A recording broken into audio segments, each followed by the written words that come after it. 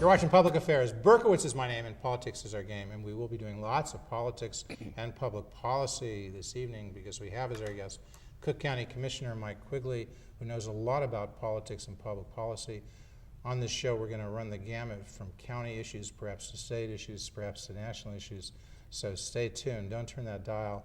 Mike Quigley, before we even get into, the one thing you have to know about Mike Quigley, and we'll get into more of a detailed intro later on, he has been a Cook County Commissioner for going on now 10 years. 10 years. He started the reform movement. He would say, many would agree, in '98 when he was the first reform commissioner to come on the Cook County Board, established a beachhead, some would say, joined by Forrest Claypool, a Democrat, in 2002, joined by Tony Perica, a Republican, in 2002, joined by Larry Suffern, I guess, in 2002. They became known as the Four Horsemen. When John Stroger was alive, and we mean this in all due respect, it was the Four Horsemen going after John Stroger, after in the political sense, certainly not in a personal sense, of opposing his tax increases. And they did that. I used to say they, being Mike Quigley, Forrest Claypool, Tony Perica, and Larry Suffern, four people who find things to disagree on, but they did find agreement on opposition to tax increase. They got the other Republicans, so that was 8. They got Earlene Collins, who was the swing vote for a while there. She was the Sandra Day O'Connor of the Cook County Board. She was the swing vote. So that's the story of Mike Quigley in a nutshell. Very much an anti-tax person. Some would say, I've seen Republicans say, this guy's really a Republican at heart, at least on the economic issues. I know Forrest Claypool, when I've said that and he sat in that chair, he recoiled when I used that. I just saw you recoil on that. But there are some similarities, at least in the economic approach of you, Mike Quigley, Commissioner Mike Quigley, to some Republicans. Indeed, even Barack Obama referred to Ronald Reagan as a transformative president. Got him in a lot of trouble. It didn't mean he agreed with much of Ronald Reagan, but he did notice he had something that made him transformative. And so perhaps Mike Quigley is transformative because what we want to know now, Rahm Emanuel, 5th Congressional District Congressman, has said he will resign. He hasn't officially done so, to become Chief of Staff. We're taping this on November 23rd, to become Chief of Staff for President-elect Barack Obama. And so, Mike Quigley, what people are asking is, will you run in the 5th Congressional District Democratic primary, which, assuming Rahm resigns in December, the governor will set it so that within 4 months, the special primary election, special general election have to occur. It all goes quickly. We're taping this on the 23rd. You can't have more than a week or two, maybe a day or two, to make that decision. You know, we're looking at it very seriously. We're considering it. Right now, literally the week that we're taping this, the county is in one of its fiscal crisis, and I think I need to focus on that and those concerns. President Todd Stroger has asked us to borrow money after we've just passed, just this spring, record sales tax hikes, record tax hikes. And I mean, the obvious question is, where did the money go? So Commissioner Claypool and Suffern and myself are asking those questions, and we have a tough week. I think that I owe my concerns and my focus right now on what's happening at the county. We're going to roll right into a budget, which will certainly be another budget crisis despite those tax hikes. So we're looking at both, but honestly my focus is on taking care of Cook County. Well, let's go with that a bit, and we'll come back to the Congress, because we're going to get into both. I think it's important. Our viewers want to know, inquiring minds want to know. But let's go with the Cook County bit a bit now. As you pointed out or referred to, just last year, was it last year or earlier this year? Earlier this year. Earlier this year, Todd Stroger, with the help of many in the Cook County Board, not just Democrats, did he have some Republican support for that too? Not for the sales tax hike. Not for the sales tax hike. What did he have this Republican support for? I don't know there was any particular tax hike he had their support for. It was the refinancing of bonds at this time, borrowing some of the. Okay, so you're saying Todd Stroger. I'm ashamed to admit that I don't remember the exact vote, but when you had the sales tax increase, 9-8. It was 9-8, right. And so he had no Republicans. You're saying at that point. And he didn't have some Democrats. Right. He didn't have Commissioner Claypool. I think Commissioner Maldonado and I certainly voted against the tax hike. I always have to That's say that right. So whenever he I show grabbed- up in Cook County. It's the first thing they want to hear. He had you, he had Claypool, Nick, he didn't have you, he didn't have Claypool, he didn't have Maldonado, And the Republicans. and he didn't have the Republicans, and the Democrat, who he usually wouldn't pick out, one of the four horsemen, that was Larry Sufferin, who went his way, right? Well, Larry was the swing vote, in a sense. in the end, he ended up being the swing vote. I believe he was voting his conscience to try to get us out of a crisis situation. He also was able to get from the president the beginnings of an independent governing board over the Health Bureau. And while I disagreed with that, I tell people that I don't think Larry had an evil thought in his mind to do that. He thought he was doing the right thing, getting the county out of a crisis. Was he doing it for his labor constituency? Everybody knows he's very close with labor. Labor was there for him in part when he ran for state's attorney. You'll have to ask Commissioner Sufferin that. I will just say that I think he did extract one good thing out of that mess.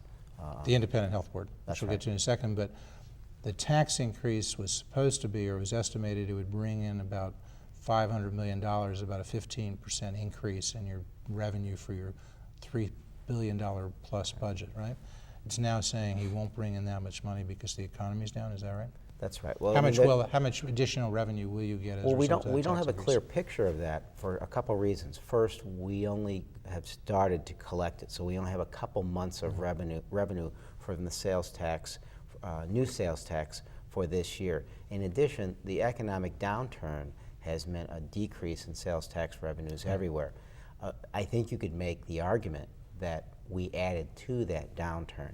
It was the argument I made when I voted against this. So, you're saying you compounded the national decline in the economy with a regional decline and a Cook County decline by increasing the sales tax. Is that what you meant to say? Exactly. Or is that what you're saying? That's what I am saying. I want to make sure I understand. What I'm saying is that when we passed the sales tax and increased it to the highest in the country, there was a psychological anvil striking the economy here, saying we are almost discouraging people from going out and buying items.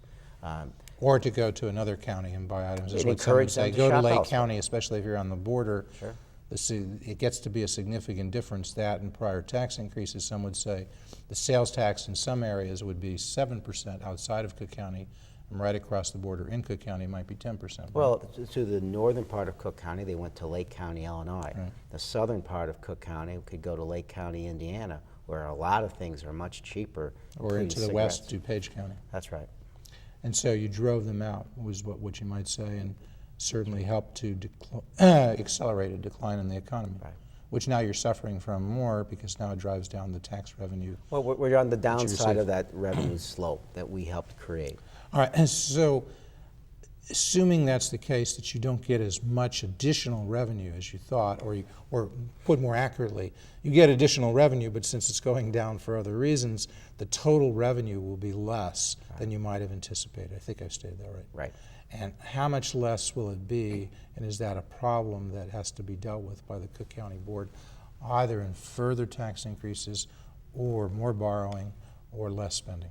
There is no way the county board is going to raise taxes this year. They would never have the votes to do it. I think, unfortunately, the way that some of the commissioners and the president might get around it is to try to borrow more money. They wanted a big bond issue in which they could pay everyday expenses by borrowing. Another really bad habit that government needs to get out of that business. I think that's the way they'll try. We'll find out this week. Borrowing. This is the week that President Stroger has his budget address. Yeah, and so Tuesday there'll be a vote to authorize, $750 million in additional borrowing? Well, Tuesday there'll be the president's budget address, and then in the afternoon there'll be a meeting to discuss the issue of borrowing, and I don't know if they have the votes to accomplish that. A meeting by the Cook County Finance Committee, right? Right. Which is the committee at large, all Exactly. 17 Cook County board members and its president, Todd Stroger. Correct. So you and they will be meeting on Tuesday afternoon to decide. He wants authorization, he being President Todd Stroger, wants authorization to borrow up to $740 million more. The battle lines And will be drawn again. what's the debt now for Cook County Board? Well, we're at $1 billion in debt. Isn't it more than $1 billion? Well, it depends on how this goes. But And I don't before know- this, Well, you're saying it's $1 billion and you want It's to about almost $1 double billion, it? and how far we go will depend on what the ratings are and where our ratings are at.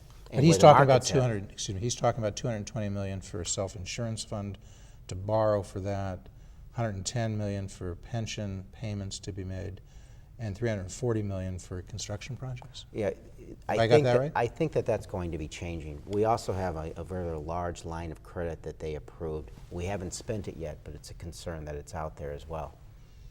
And this is a time, the rest of the world is not borrowing. The rest of the world has cut back spending because this is an extraordinary, historic economic downturn. So are you it's a mistake for us to try to borrow. Are you adamantly opposed to any additional borrowing? Yes.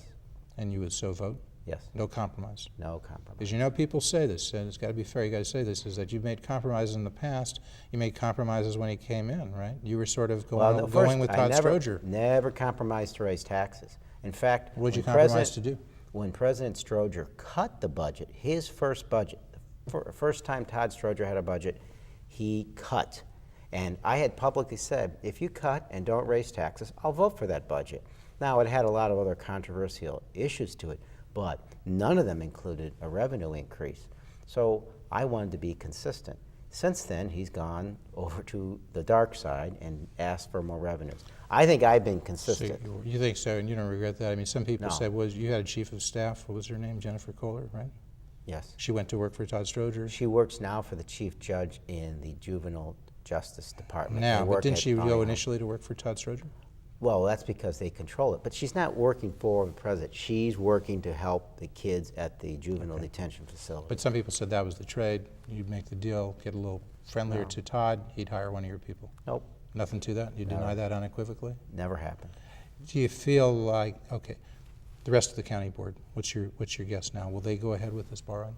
I think they'll... Will he get a majority? Would Todd If Stroger I get a had to majority? predict, they will approve some variation of this to a lesser degree. How much?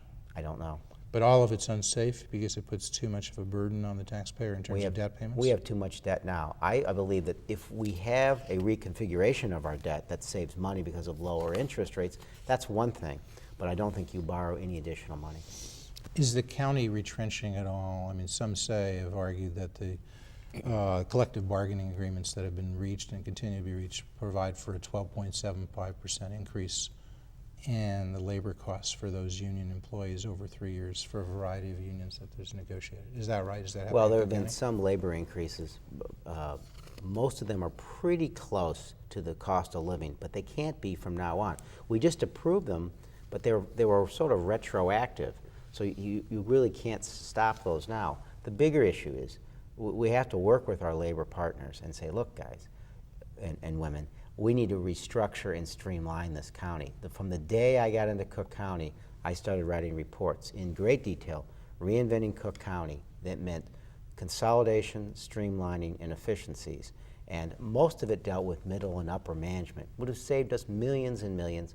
We would not be in this position You mean now. cut middle and upper management? But by consolidation. By I consolidation. mean, why do we have a separate recorder of deeds when the rest of the state, the recorder of deeds is just part of the clerk's office?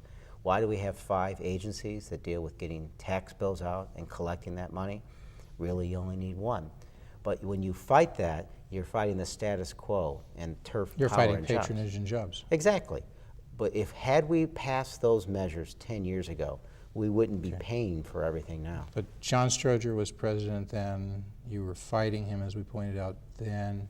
That's right. He ran in 2006, initially in the Democratic primary against Forrest Claypool. He won. He won. And Claypool lost. And he had a stroke a week before. Some would say that's why he won, because of this tremendous outpouring of affection for John Stroger. Many of people might have disagreed with him and what he was doing, but they felt perhaps they owed him that vote because he had just had a stroke. Well, True or false? You agree with I that? don't know. Clearly, the medical condition dramatically skewed how that election went. Claypool had to kind of suspend campaigning. He Sure. couldn't be too tough because the guy just had a stroke. It was blah, blah, blah. a terrible situation. You never like to see a race in that way. But clearly, it changed the course of that race. I was Commissioner Claypool's chairman in that campaign. Right. I put aside my own efforts to become county board president, and I backed him. And it just went the other way for a variety of different And reasons. because of that, then 2 or 3 months went by. People didn't know if John Stroger was coming back. Time periods passed for people to file as an independent. Sure. Then when that was too late for somebody to file as an independent, the ward and township bosses in Cook County got together and picked Todd Stroger, right? Right. And to replace John Stroger on the ballot. That's he right. ran in the general election against Tony Pareika. And You supported Todd Stroger for over Claypool. Tony Pareika. Yeah, Sure. So over the guy who you'd joining every other. But on every economic issue, person. you had been down the road with Tony Pareika. And you and Claypool agreed with Tony Pareika on the economic issues. Well, I would rather put it, yourself he agreed with us. I mean, all we of wrote you, the blueprint you agreed for together, us. whatever. But Tony and I respectfully disagree on a ton of different issues. And with So all you don't due regret respect, that fact that no, Todd Stroger no, is there no. instead of Tony Pareika? No. You'd rather have Todd Stroger making these decisions with which you disagree? I'd rather have Forrest Claypool or But Mike the choice Quigley. was Todd Stroger No, or the Tony choice Pareika? was, the choice in reality in Cook County. This is a blue city in a very blue county. The realistic choice was John Stroger or Forrest Claypool. And I put aside my own self-interest to support the only person who could win that race. And with all due respect, Tony has become something of a perennial candidate who's losing his races, not winning them. Well, it's tough running, as you point out, as a Republican in Cook County. So and it was especially tough in the last cycle. Sure. So it's a little tough to just point at Tony and That's say right. he's a perennial candidate losing because of the environment in which And he's a lot running. of folks said to me, well, you With a guys state have GOP never... chairman who wouldn't lift a finger to help him. You understand that, right? Sure. And on the other hand, if Todd Stroger is going to win that race, you'd certainly like to, and it's fairly inevitable, you'd certainly like to begin to push him in the right direction and say, you know, Mr. President, we need to streamline, we need to consolidate, you're going to have to do this. It was at least a good effort. But it's clear now you can't push him in any direction. Oh, He's no. not going to change. He's not a reformer. He's going to resist it. And he's going to run in 2010 saying he was a reformer. He's going to tell people he came in with a mess without raising taxes. He managed to balance the budget. He had to raise taxes eventually. Now he's put the county on sound footing. This is what he's going to say. He's going to say he established an independent health bureau board. That was his idea, and so that efficiency is his. You understand this, right? Oh, I know what he's going to say. This is what he's saying. I can't see He's how already he saying it. possibly Eugene wins Mullins an has already said this stuff, and he's his communications guy. Is anything that I've just said that Mullins is saying accurate? Oh, none of it is. Okay. I mean, but It's all, would you say, one big lie? I don't want to characterize it any other way. They're incorrect. They're campaigning already. Who They're is putting that? the Who best is faces they? on there. When you say they're incorrect, who are you President saying? Stroger's people are trying to put a good face on what has been a horrible first term in office. And I can't imagine how he can get reelected. But I'm going to do everything I can to move the county forward in the Democratic primary, where the only race where it matters. Now, this stuff will drag on through December, through January. It could go up through February when you statutorily have to resolve this, right? I suppose this will go to the end as well. But yet, you know, in the 5th Congressional District, you're going to have to make a decision if you're running or not in December, probably in the next few weeks, right? Yes. And you've got Mike Quigley. I've got a list here, folks. I've got a list here of 15 people, so we can get a shot of that. I'll go through that. All of these folks, these 15 people have been mentioned as serious candidates to run in the Democratic primary to replace Rahm Emanuel. At the top of the list, Mike Quigley, okay? Then John Fritchie, then Sarah Feigenholz, then Edwin Eisendrath, then J.B. Pritzker, then Alderman Allen. When we go to Alderman, we say Allen, Schulter, Lorino, Patrick O'Connor, Tunney, Flores, State Rep John Amato, Cynthia, what is it? Santos. Water Reclamation Commissioner, Cynthia Santos, John, the former Chief of Staff for Rahm Emanuel. John Borovica. John Borovica. And Deb Mell has said she wouldn't do it. Forrest Claypool said he wouldn't do it, right? Right. I mean, This is a long list, but you're right on the top, so... No one saw this coming. Whenever there's an opening, these seats don't come open that often. A lot of people express an interest, and then there are personal and professional reasons that they can or can't do it. You'll see a shaking out in the next couple of weeks, and you'll know after Christmas. But again, as you say, the congressman hasn't resigned yet. But he's going to. He's going to a fact. resign, and We know then he there's the issue of his apparent desire to want to come back after 2 years. Caretaker. He'd have his chief of staff there. That was the rumor, right? He hasn't told me that directly. Would so you do that I'm if he hearing- made a deal? He said, I'll support you, and in 2 years you'll step down, and I'll come back, right? Never do anything in politics that has the word deal in front of it. Is that your motto? You make no deals? All right, so let's give people a flavor of Mike Quigley. They know you as Cook County Commissioner. We've just talked about that. Fair is fair. Let's talk about some national issues. The $700 billion bailout. If you had been in Congress at that time, would you have voted to support that bailout? No, not without some absolute ironclad understandings and rules about how the money was going to be spent. I'm now hearing about banks hoarding the money, using it to reward some of their highest employees, spa treatments, using it to buy banks. It makes absolutely no sense. You know, in the Great Depression that Germany faced, their money was so devalued because of expenditures. The people were carrying their money around in wheelbarrows, and then they were stealing the wheelbarrows rather than the money. All that's happened so far is that major businesses have come to D.C. with wheelbarrows, without ideas and without the understanding Just of to what take to it do. away. Just to take it away. I mean, Okay, so you would have voted no unless there were more constraints on the recipients than there have been, right? I want this to actually open up credit and expenditures. You can't just say, here's your money, we're so lucky you're not running out of business. And it's the same with the auto industry. The auto industry who arrived in D.C. and their private jets, who teaches these folks about this, that symbolism does matter? While their folks are on the line of being laid off and without work, in what's already an ailing industry, they show up as if everything is great in their private jets. And they'd like $25 billion, maybe $50 billion in bailouts. That's for General Motors, for Ford and Chrysler. Again, if you were voting, if you were there as a congressman, would you support that bailout of the automakers? Well, I'm going to help the people who make autos. I think the way to do that is to provide incentives to buy these cars, but I think as important, the reason they aren't succeeding against foreign automakers is not the workers' fault, because the workers make foreign cars in the United States and they do it very, very well. Right, It's innovation, it's technology. No, but the ones who make it in the United States work in other parts of the country, more in the South. Their plants are not unionized. Indiana. They're being paid $40 an hour. In Detroit, they're being paid $70 an hour. It's clear the legacy costs, the retirement costs, the health care costs that have been negotiated with the unions, the United Auto Workers in Detroit, they can't exist. Why not go to bankruptcy? If you go to bankruptcy, they restructure those contracts. They lower those legacy costs to make them similar to the automakers, Toyota and Honda, who are making $20 billion in profits. Yeah, but Is that the way to go? Restructure the contracts, and then the automaker employees would be getting less than they're getting now, but they would still have jobs. Would you sign on to that kind of restructuring plan, Mike Quigley? Not with those kind of specifics. I think that these Americans make the same higher quality cars. It has to do with management. And I think the big three need to improve their management. So you're just saying they don't have to restructure the union contracts? I disagree with your premise. I think that they're battling on more of an equal footing. I think it's a difference in management, it's innovation, it's the end product. What are you buying from the big three versus what you're buying from the foreign automakers? Yes or no? Fuel economy and efficiency and how long those cars last. But yes or no, if you had those incentives, as you put it, and the offer was a $50 billion bailout in loans for the automakers, would you support it? I wouldn't do it like that. How would you do it? The answer would be no. This would be tied to funding innovation, technology, helping the actual person making the car and the communities they make this. And if We gotta they remember, if they 1 were out of tied, 10 then you people in would. the United States, it works either in the industry or in an industry related to that. All right. No secret ballot for labor. You've heard about card check. You understand that, right?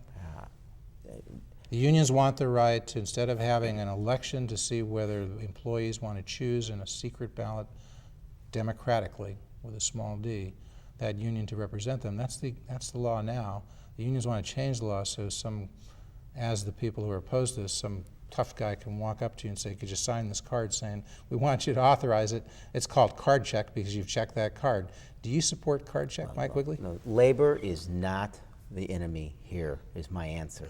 This is a complicated economic picture that's worldwide right now. Do you support card check?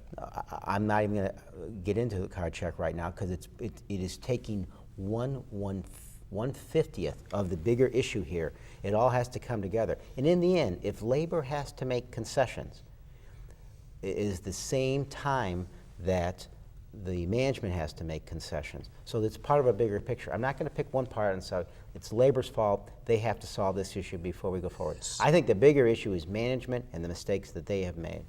Same-sex marriage, yes or no? I'm as a conservative as you, and I think that government shouldn't I'm tell not a people. conservative, I'm fair and balanced. I'm the white line down the middle of the road. Sometimes I ask from the conservative side, sometimes from the liberal side. Here's my view. That having been said, from same-sex marriage? I support this, and here's why. I don't think government should tell people who they can love or how they should express that love. I know more people from the gay and lesbian community who are in long-term stable relationships than I imagine anyone. And you know, it's funny how people look at this and say, they don't say, what about Britney Spears getting married for a few months and then, you know, why isn't that an attack on marriage? The real attacks on the institution of marriage are drugs, alcohol, infidelity, and domestic abuse. I want to see folks who are against gay marriage focus on those issues first, because I think those challenge the sanctity of marriage more than anything else. All right, we're going to continue to speak as the credits roll, but I very much want to thank our guests. Cook County Commissioner, he's a Democrat from Chicago, Mike Quigley. He may be running in the 5th Congressional District. You may even know this as you watch it in the suburbs the week of November 30th, as you watch it in the city of Chicago and Aurora and Rockford and perhaps across the state of Illinois later. As you watch it, you may know that Mike Quigley is a candidate in the Democratic primary in the 5th Congressional District. People are going to know one way or the other, right? Stay tuned. And what they want to know about you, Mike Quigley, is what would you do about health care? Do you have a specific plan? Are you going to go along with what Barack Obama proposes to the Democratic majority in the House and the Senate? What's your view? Health care. Far more complicated than that is an amalgamation of what President-elect Obama is talking about with a lot of other common sense approaches that address this. But it is a sin that 40 million plus Americans don't have health insurance. I think at home, the stuff I've learned about healthcare is we are competing for the same customers. Some healthcare that's not being provided, yet others are offering it on TV and radio. Come here for this. You have hospitals literally across the street from each other, Rush Hospital, Cook County Hospital, and the University of Illinois. One or two of them very, very busy, the other one half empty. And then south of there, there's a hospital. So what are you going to do? You're going to restrict more so there aren't so many hospitals competing right next to each other? Well, I think it makes no sense that they're actually competing, and I think it makes absolutely no sense that public hospitals are competing. People who have private plans now that they're happy with, they can keep those plans. Absolutely. You agree with Barack Yes. Obama on that? Yes, absolutely. People who don't have plans, you're going to think of ways to We'll find a way. make it more affordable. Yes. And in terms of taxes, Barack Obama said not increase the taxes on people or families with incomes less than $250,000.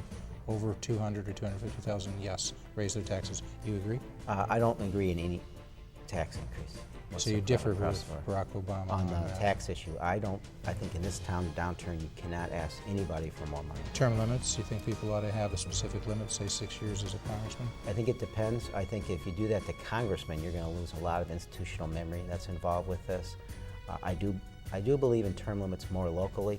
I think with Congress, that seniority that's derived from that is important. So no term limits on, if you want to stay there for 30 years, you know, you could go there now and Mike Quigley could be there for 30 years, you're saying? Not at my age. All right, but no term limits. Not for Congress. Earmarks, you think those are good things? Earmarks get a bad name.